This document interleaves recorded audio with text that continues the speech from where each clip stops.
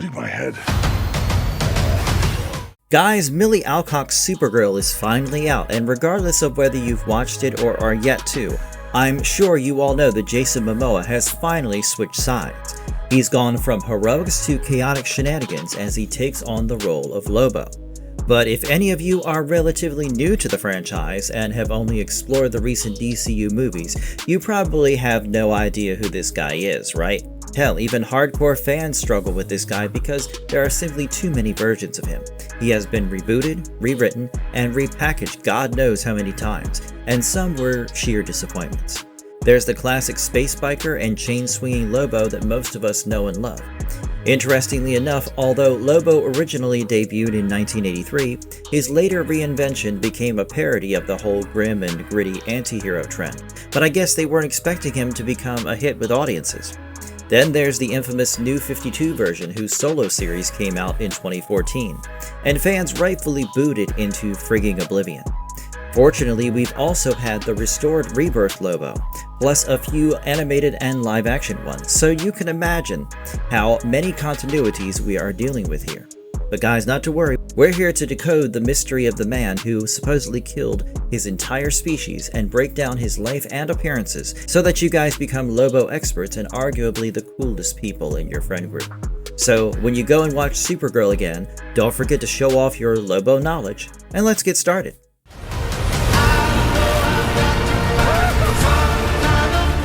The strange first appearance of Lobo before he became the main man. Now, this one's technically Lobo's first appearance. I wouldn't call it his origin exactly, because the final Lobo does look quite different from this one. But I guess this was his beginning when he was conceived and introduced to the comic world. This Lobo walked so that the future one could run, you know? He first appeared in the comic The Omega Men Volume 1, Number 3, titled Assault on Euphorics. Roger Slifer and Keith Giffen basically imagined him as an intergalactic bounty hunter and conceived him as a pretty conventional alien mercenary at that. He doesn't look anything like his bike-riding 1990s punk rock self. Instead, he appears in the third comic issue with his bounty hunter pal Bedlam to try to capture Callista and take her to the Citadel. And he has full-on purple hair here, by the way. Almost as if his look was leaning towards a trapeze artist of sorts, you know?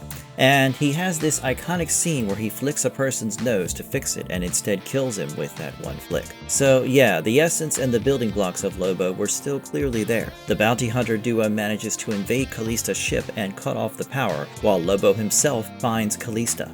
She tries to fight him with her powers but is soon overwhelmed with the help of the Graflings and captured by Lobo. Of course, Lobo's just doing his duty as the middleman bounty hunter and turns her over to Harry Hokum to get paid. And there you have it, Lobo's first official entry into the universe. He's smart, he's powerful, maybe a little creepy when he flirts, and a damn good bounty hunter. Of course, this whole vibe didn't stick around for long and was barely used by writers until the late 1980s and early 1990s, when he went through a massive makeover. And holy shit, was that makeover worth it. A lot of credit goes to Simon Bisley, by the way, for defining the exaggerated biker aesthetic in the 1990 miniseries.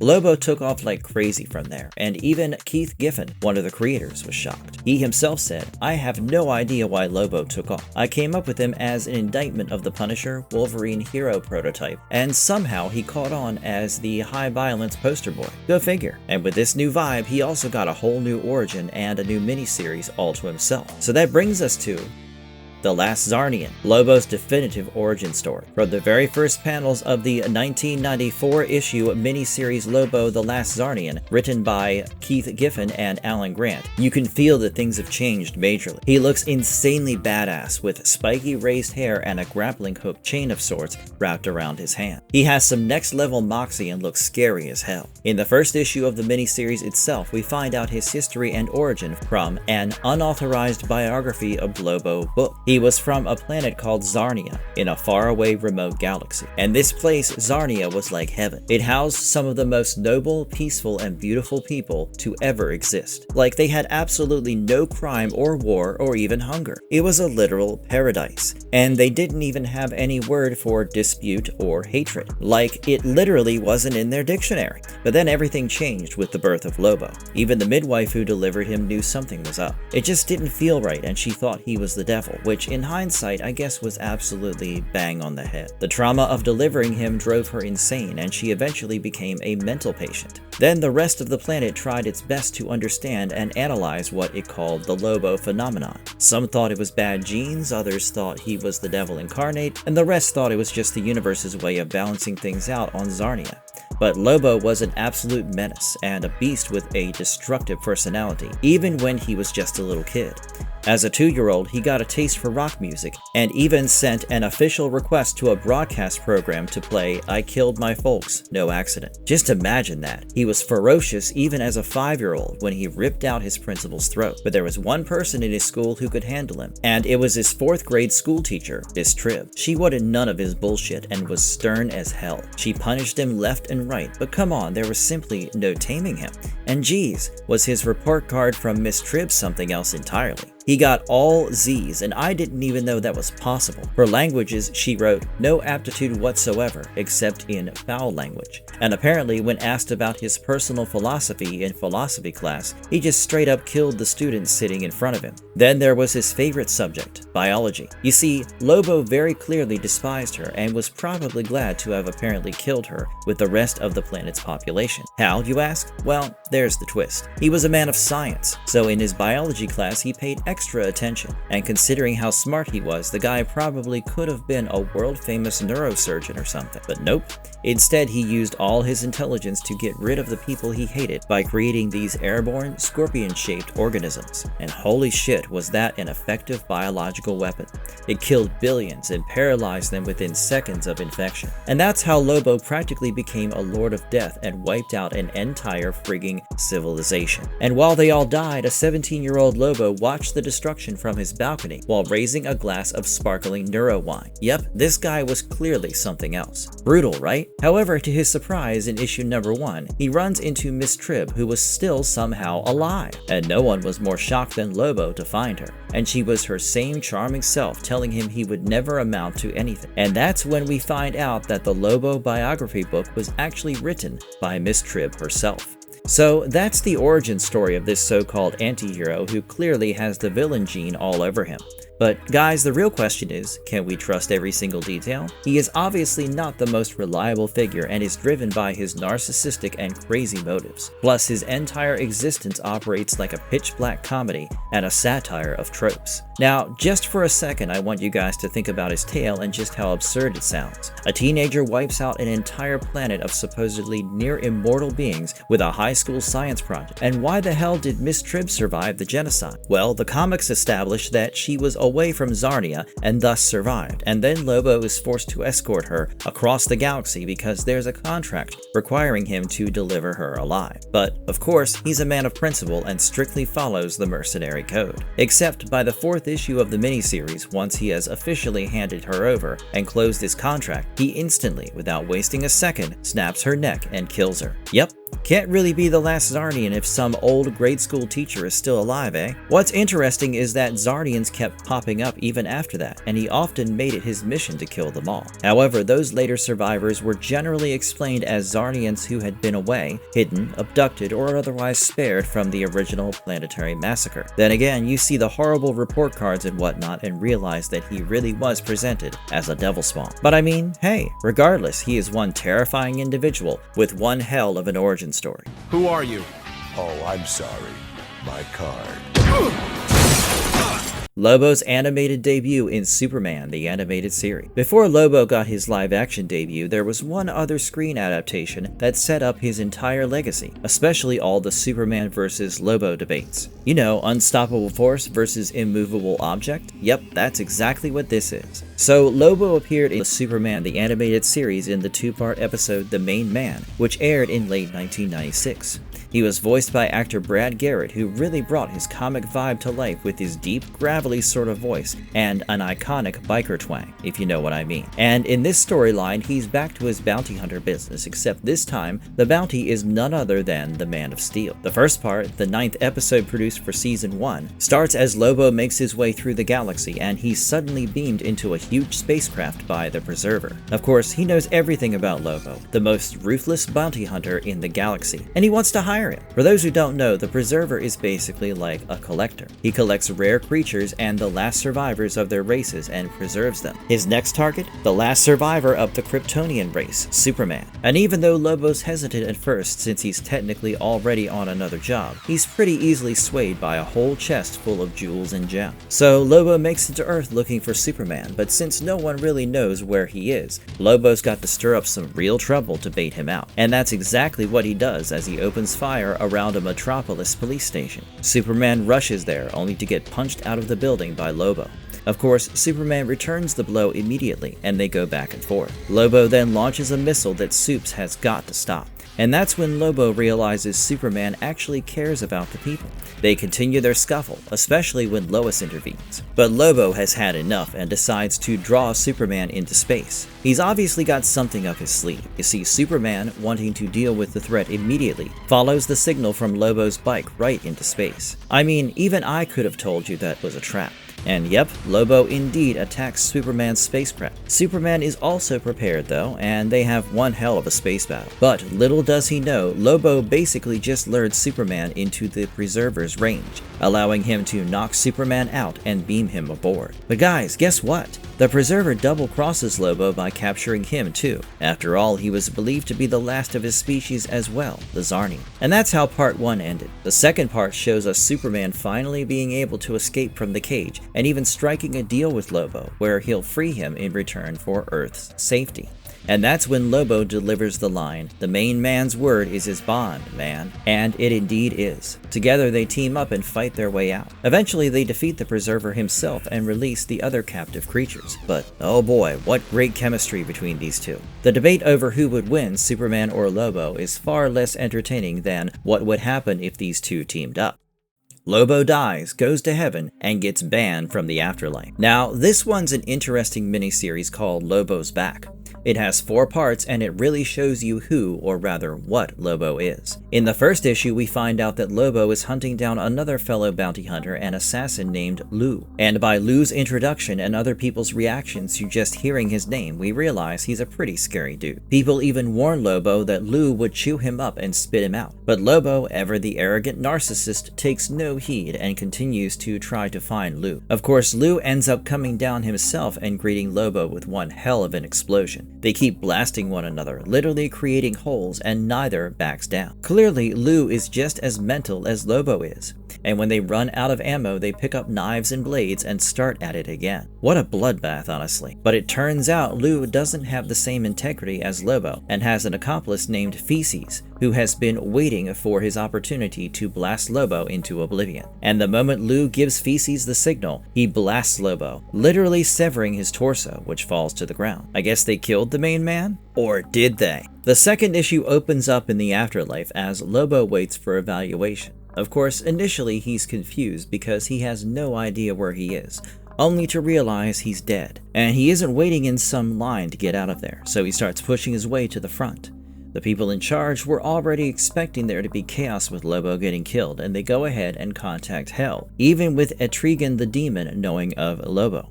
But no one wants him. When Lobo finally meets the supervisor, they inform him that he was meant to have a long term in the blackest pits of Hell. But Hell refuses to take him in. Of course, Lobo's solution is simple, just send him back to Dooley 7. But unfortunately, reincarnation isn't initially on the cards, you know? Instead, he's going to be sent to heaven with a full personal spirit guide, with wings and everything. Of course, it isn't typical, but the infinite mercy clause does come into play in super rare cases. And that's exactly what Lobo is. His entry into heaven isn't the smoothest either. He chomps off a bird's head first thing in, and his Lobo-ness even rubs off on the angels, who start fighting and throwing down like a bunch of puny humans. So he's sent back to the supervisor, who then decides to give Hell a try. That doesn't go down well either. He beats up demons and actually enjoys Hell. So clearly they have had enough of Lobo. They want him gone. Of course, the supervisor, with no other option left, has to reincarnate him, which is what Lobo wanted anyway. Lou, beware. But it looks like the supervisor still has one little surprise tucked up his sleeve. He reincarnates Lobo as a woman, and that too in 1940s England during World War II. So Lobo goes ahead and gets killed again and returns right to the afterlife to take his revenge and right the wrongs. He's finally back at the reincarnation line and waits 12 whole years for his chance, only to be turned into a squirrel. And this whole thing happens yet again until he's finally reincarnated in a form resembling himself and gets his revenge on Lou and Feces. But of course there is a twist. His return isn't as simple as he expected. So guys, there you have it. This version of Lobo is practically immortal for most practical purposes, and even if you kill him, neither heaven nor hell wants anything to do with him. Lobo versus Superman. Is the main man really stronger? Okay guys, we've already posed this question to you all, but did you know we've actually had many glimpses of this matchup in DC? And while Superman has defeated or outmaneuvered Lobo in some stories, the main man has also challenged him successfully in others. They first clashed in Adventures of Superman number 464, where a drunk-as-hell Lobo picks a fight with Superman and literally punches him across the room. Of course, Superman fights back, but from the very beginning, it is pretty clear that Lobo can physically challenge him. Lobo has that raw power and brute force, but Superman is a little more tactical. Now, I know some of you will be doubting Lobo given Superman's insane strength and track record, but you see, there's one big fundamental difference between these two behemoths. Superman fights cautiously. He is often pulling his punches so that he doesn't end up killing anyone. On the other hand, Lobo unleashes his entire might and fury with almost every single punch and kick. He holds back very little and cares about almost nothing and no one. Lobo is also super chaotic and unpredictable, which does indeed pose a challenge for a tactical hero like Superman. This difference definitely evens things up a whole lot. We've seen them brawl in Superman the Man of Steel number 30 and Superman number 65, and Lobo is absolutely terrifying even against the Man of Steel. DC has also most definitely leaned into this pair of rivals with Lobo Superman Misery in Space and the Superman vs. Lobo miniseries. Lobo is definitely one of those few villains or antiheroes who can full-on look Superman dead in the eye and punch him hard enough to hurt him. Every major power of Lobo and the infamous blood cloning ability. Alright guys, now we've got to talk about this guy's powers, because what the hell makes him this terrifying?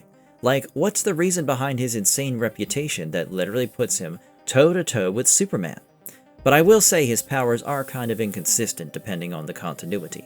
Anyway, for starters, he has some insane superhuman strength, just raw power capable of putting him in Superman's league under the right circumstances.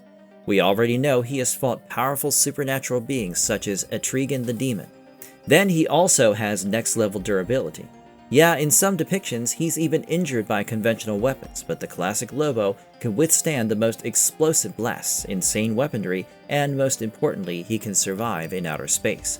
Like, in some stories, he doesn't need to breathe, eat, or sleep and can just chill in the cold vacuum of space. And of course, he has healing abilities that make Wolverine look slow. Depending on the story, he can literally grow back his arms within an extremely short period. Of course, this fact also helps his space survival ability. And not to mention, he is also immune or highly resistant to many known interstellar diseases and poisons and does not appear to age normally. So, in other words, Lobo is basically immortal, especially considering that one version literally died and was rejected by both heaven and hell. On top of all that, he is also the ultimate tracker. He genuinely does justice to his nickname, Wolf. He's a hunting dog with those super senses. If he ever catches your scent, you had better believe he will hunt you across the entire universe and, in some stories, even across dimensions. You can run, but you cannot hide. Well, you probably can't run either. And if scent wasn't enough, some versions also possess enhanced hearing and other heightened senses. And finally, guys, for the big finale, his most terrifying and literally broken former power was his blood cloning ability. In his original 1990s continuity, if he was injured and even a single drop of his blood fell on the ground, it could literally give rise to another fully grown clone of Lobo. And this clone would be the same in terms of personality, powers, and even memories. Just imagine how overpowered that shit was. Every single drop of blood could grow and multiply. Any opponent would be cooked. However, this ability was later removed or neutralized and is not consistently available to modern versions of Lobo. And after all these powers, he's also just really smart. At first you think he's all brute strength, but nope, he has a really high intellect, as we know from his one-of-a-kind biology project. Finally, this man isn't Lobo without his iconic bike, generally known as the Space Hog. Spazfrag 666 has also been used as a name or designation associated with his vehicle in some material. It's a vehicle plus a literal war machine, and boy does he ride it in style. It can travel through outer space and move at extraordinary interstellar speeds, which is why it's suitable for interstellar travel. Then there's also his signature weapon, which is the hooked chain he has wrapped around his arm. Now add to that some insane firearms, high-grade explosives, grenades, tracking computers, and his arsenal is quite literally out of this world. So if you're ever even thinking of taking him on, maybe don't, if you like to stay alive, that is. Lobo's new origin. Now, I know we all see Lobo as an anti-hero and maybe even borderline a villain, considering his origin. But can you imagine a more heroic or even tragic side of him that you can actually empathize with and root for? Well, you don't have to imagine it, because Lobo Cancellation Special number 1 by Kyle Starks, Kyle Hotz, Dan Brown, and Tom Napolitano brought us exactly that. Here we get to see our beloved Scourge of the Cosmos show a whole different side of himself as additional context is added to his origin story. So the comic begins with Lobo stranded on a primitive planet without an ounce of tech. Of course, he annihilated almost its entire population in rage and spite. And just as he was giving up, a spaceship appeared with one particularly dangerous bounty contract for the main man. Of course, before leaving, he massacres the town he had previously left alive, and that too with a single corkscrew. One hell of a goodbye, eh? Now, what's important about his origin here is that he may not have even been an older teenager when he massacred his entire planet. He was still just an adolescent. And because the Czarnians were a peaceful and prosperous people, they had little need to explore anything beyond themselves, and apparently had not focused on interstellar travel. So, Lobo, who was still just a kid, after killing almost everyone on his home planet, had to stay there completely alone for quite some time before he could figure out a way to escape. And that does change your perspective on him quite a bit. Even though he did what he did, I guess he too lived through isolation and feared loneliness. And perhaps that's why he initially kept that one village alive on the primitive planet, because he feared total isolation. But now, since he was taking off, he could end their lives with no hesitation. What can we say, guys? He's just a complex figure, isn't he? So anyway, the Veltrusians want him to rescue their princess from the man now known as one of the most dangerous beings alive. But before that, he's got to reunite with the one love of his life, aka his Space Hog, and then go straight after Murder Crotch Slaughterface. What a name, right? So anyway, they track this guy down and Lobo pushes through a line to come face to face with him and challenge him. But he just readily gives up the princess without a fight. And that's it. No bloodshed, nothing. But on their way back, the princess tells Lobo that there are other kids down there whom he's keeping captive. While Lobo initially doesn't care since that's not the contract, the moment she says the kids are all alone, something clicks in his mind. He remembers his own younger self all alone on Czarnia, and he instantly turns back. The two bounty hunters go blow for blow. But Lobo really loses it when Slaughterface destroys Medique, the little red companion gifted to him by the Veltrusians. That was it. He wasn't going to hold anything back. He was going full berserk. And he indeed blew Slaughterface's brains out. But he didn't stop there. He saved the captive kids and went ahead and caused even more planetary destruction. So yes, guys, when there were hostage kids on the line, this guy no longer cared about the assignment or money. He went into hero mode and saved the children. Of course, while also blowing things up and ripping people in half. You can say what you want about him, but that's what makes him special. He's one of the most violent accidental heroes in DC. Lobo tries to replace Superman in Justice League. Now, guys, this one's an absolutely hilarious and memorable return of Lobo to the DCAU. He appears in Justice League Season 2, Episodes 19 and 20, called Hereafter Parts 1 and 2. And believe it or not, the storyline revolves around Lobo trying to replace Superman. Yep, let me start from the beginning. In the first episode, when a whole group of villains including Livewire, Weather Wizard, and Metallo want revenge on Superman, Toyman ultimately manages to apparently vaporize and kill Superman in the midst of their fight. Shocking, am I right? And suddenly all that's left of him is a scrap of his red cape. Soon, once the funeral is over and the team is finally adjusting to the new Superman-less reality, they struggle with how to continue without him. And then suddenly, crashing into the watchtower on his Space Hog, in comes Lobo. Apparently he's the answer to all their problems. Well, Looks like that's one hell of a new addition to the Justice Dweebs. Of course, the Justice League members aren't having it one bit. Most don't trust him, and the others definitely don't like him, especially Diana. So they tell him to get the hell out and that they don't want him. But Lobo isn't going anywhere without at least giving them a sneak peek at everything he is capable of. And he straight up breaks through part of the watchtower with his bare hands. He's got to audition, you know? Unfortunately, the Justice League just isn't impressed. Instead, they brawl with him and show him his place. After all, the Justice League isn't just about power, it's about ideals, caring, and helping. Well, that is until a whole bunch of supervillains are wreaking havoc in Metropolis, and they need all the backup they've got. So, for one mission, Lobo fights alongside the Justice League, and under a tight leash at that. But when the real fight begins and the Justice League is soon overwhelmed, Lobo helps save their asses. Of course, he also causes property damage worth millions. So, pros and cons, you know? Fortunately, by the end of that mission, Superman is back. In reality, Toyman's weapon transported him into the distant future, where he encountered Vandal Savage and helped prevent the catastrophe that had destroyed civilization. And one of Superman's first acts after returning is saving Batman's life. What a heroic entrance, right? And another is firing Lobo. That was the end of Lobo's brief Justice League membership. He lasted at least one mission, I guess. But hey, I know the lesson is that the Justice League is so much more than just brawn, and that the whole point of it is compassion and wanting to save the world, even if it means sacrificing yourself. I will still say that the fact Lobo wanted to join maybe says something, you know? Of course, he might have just wanted it for the status and the power trip. But maybe, just maybe, this guy would have liked to have saved lives for once. Chicks with knockout gas. The Ultraviolent Lobo web series. Okay, now this one is completely separate from the usual family-friendly DCAU adaptations. This one was a fully adult-oriented gore fest. It was the year 2000, which honestly feels like the perfect time for this, and it dropped much of the censorship to heavily lean into the mature humor and over-the-top violence of the original comics. Just imagine that in moving frames. The premise and format of the whole show were fairly simple.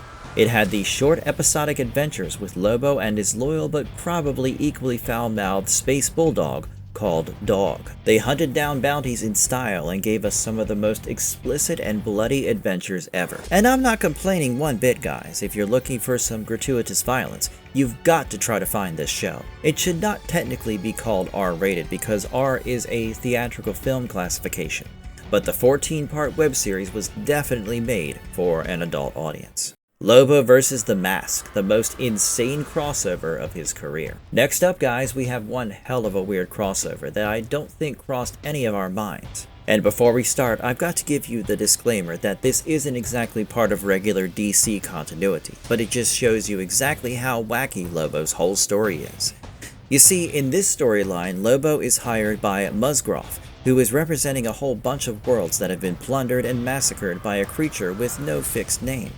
And they want to hire Lobo to track and hunt him down for one hell of a bounty. Lobo was on vacation and wouldn't have agreed to the deal unless he was offered 1 billion credits. Even someone as badass as him isn't going to turn down that money. Now, for those of you who are unfamiliar and wondering who this no-name guy is, well, it's someone wearing the mask. We see that some random small-time thief on the street stumbles upon the mask and is suddenly transformed when faced by another bunch of mercenaries and aliens looking for the creature with no name. Wrong guy, guys.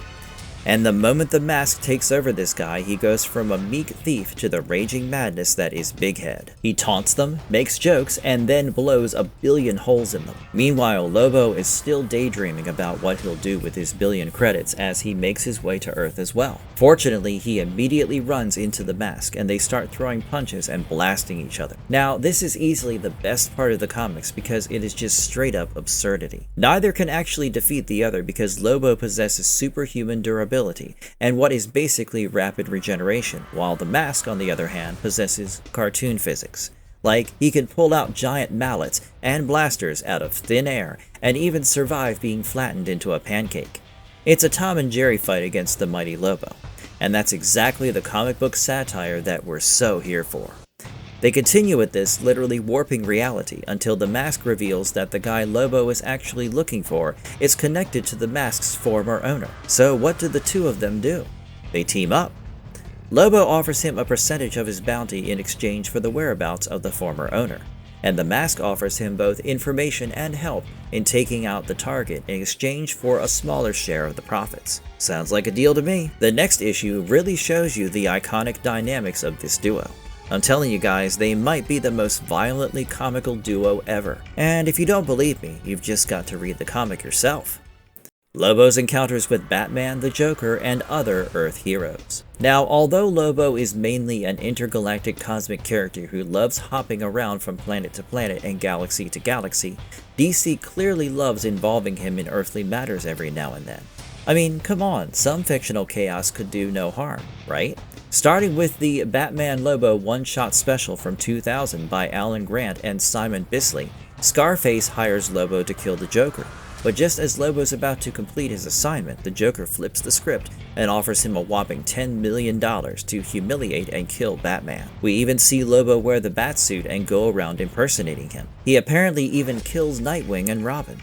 However, this is an out-of-continuity, highly satirical story, and not part of Batman's regular history. Lobo clearly never kids around. Then there was Batman Lobo Deadly Serious from 2007. Where there was a biological crisis that threatened numerous characters. Batman and Lobo, who, as we know, is resistant or immune to many diseases, were recruited by a mysterious alien figure to deal with the threat on a spaceship. Yep, we finally got to see a Lobo and Batman team up, guys. Now this next one is even crazier because Lobo finally meets another son of a bastich in Judge Dredd. Lobo, Judge Dredd, Psycho Bikers vs. the Mutants from Hell #1 was a one-shot crossover comic back in 1995. Lobo was hired as a bodyguard for a famous actor and his weird pet, but when the pet was kidnapped, it led Lobo straight into Mega City 1.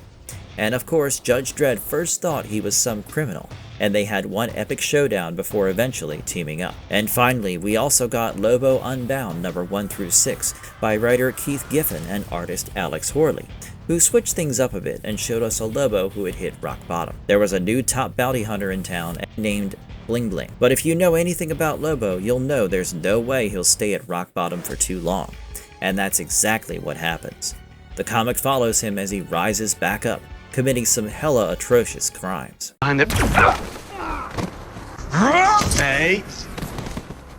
Lobo's first live-action appearance in Krypton. Okay guys, now after all that, we finally get to move on to his live-action appearances. And if you ever wondered how this character would translate in real life on the screen, then look no further because Irish actor Emmett J. Scanlon not only took up the role of Lobo in the second season of the sci-fi series Krypton, but he absolutely frigging crushed it. He appeared at the beginning of season 2 mainly, and they tried to stay true to his character as much as possible, with the same humor and swagger, and most importantly, that foul mouth. In the first episode of Season 2, titled Light Years from Home, Lobo tracks Adam Strange and Seg-El to Kalu and greets the two with a massive weapon. It takes him literal seconds to knock them both out, and oh boy is his appearance exactly how you'd expect it. The same biker jacket, the hair, the chalk white skin, and the chain with which he drags his two captives away. The only thing I'd say is that he does feel a little small, like he isn't quite as larger than life as the comic version, but his acting definitely makes up for it. Then in episode 2 titled Ghost in the Fire, we see Seg-El and Adam Strange tied up as Lobo intimidates them with the most Lobo-like threats ever. He threatens to use Seg-El's intestines to strangle Adam. Now, isn't that a fun picture? It turns out Lobo is there looking for information on Brainiac, and although they initially try to fool him, he eventually figures out that Brainiac is inside Seg. However, Adam manages to blast a huge hole through his torso, and the two escape. Of course, this Lobo too has some next-level regeneration abilities and slowly begins to recover, swearing to come after them once he's back to normal. Finally, in the episode Will to Power, we get to see an insane scene depicting his advanced regeneration skills. You see, Lobo finally catches up to the duo, who are trying to exorcise Brainiac from Seg, but he encounters a force field. So he does what any crazy man would do. He allows his arm to be severed and blows up most of his body so that some biological material gets across the force field, and he can slowly regenerate there. And that's exactly what he does. Of course, he only manages to regenerate part of his body at first, and there's a scene where he chases after the heroes using his arms. Eventually though, Lobo does team up with Seg when Brainiac poses a threat again. His appearance here was so memorable that they were even planning a whole spin-off series called Lobo. But then, unfortunately, Krypton itself got cancelled after 2 seasons, and the spin-off did not move forward. But guys, don't worry, because we finally have Lobo on the big screen now.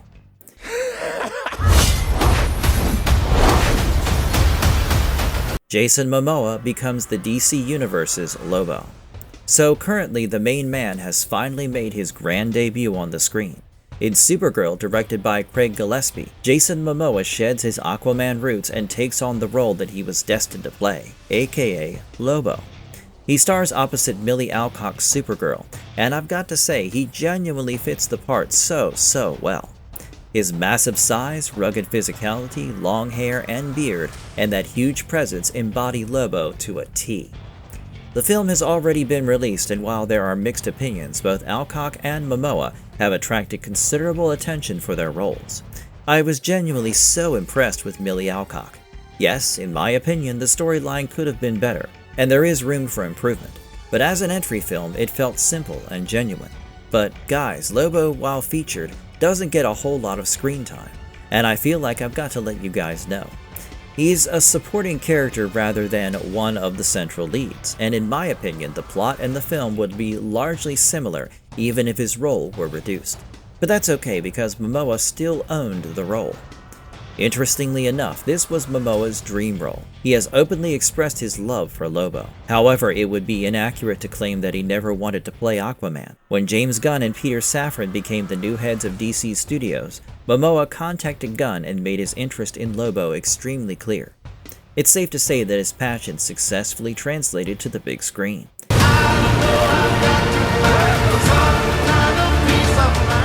Is there a new Lobo movie in the works? Now, whether or not there is a new movie in the works is still a huge mystery, but we can inform you that Mamoa is interested in making one. As of June 30th, 2026, DC Studios has not officially announced a standalone Lobo movie. Mamoa is pretty clear about where he stands, and there's no way he wants to do a solo movie if it's PG-13. He said, "It's all I want, and I promise, I'm just going to put this out there right now. I do not have any interest in making a Lobo PG-13 movie. If they want me, I'll be there. But if I make a solo movie, I'm not doing it unless it's rated R." So hey, who knows? They might just cook up something in the future, especially since Mamoa seems pretty keen. However, his comments do not confirm that a movie is currently in development. And guys, that brings us to the end of Lobo's journey. Of course, it's still not over, and reports from the 2026 Annecy Animation presentation indicate that Lobo is going to appear in the new animated superhero series, Starfire.